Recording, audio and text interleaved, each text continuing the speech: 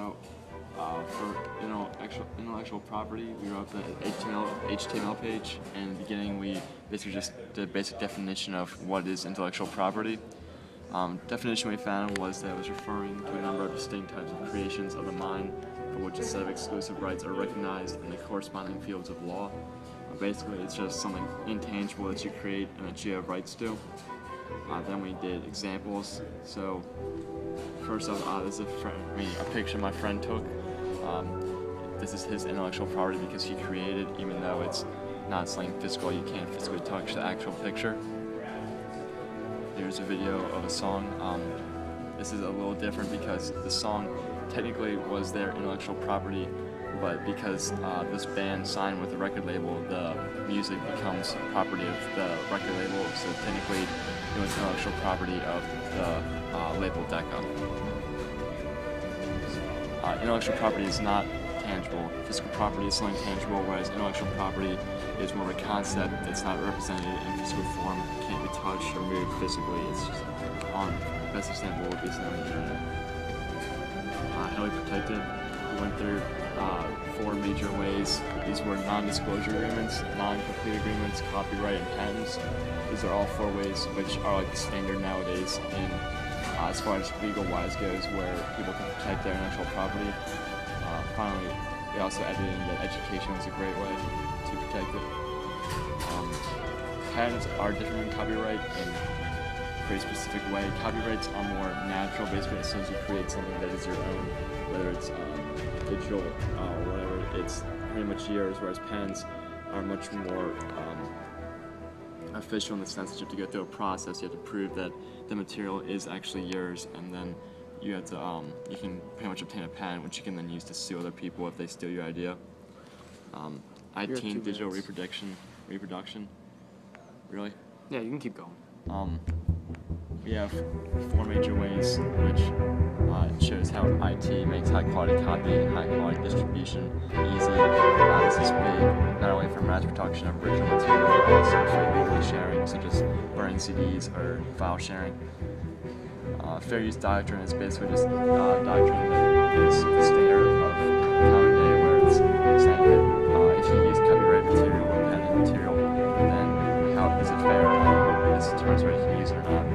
Then we have 4 reasons that determine whether it's fair or not. And then the end, this president here describes each of the major laws that affect the intellectual property of the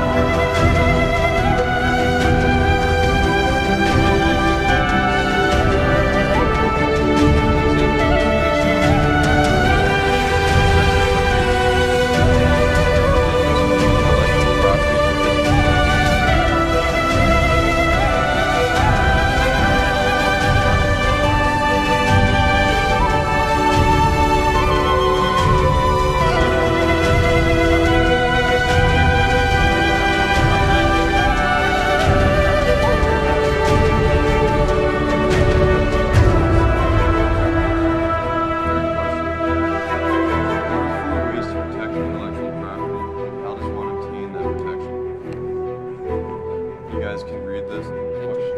No problem. Question 4. How do patents differ from copyrights?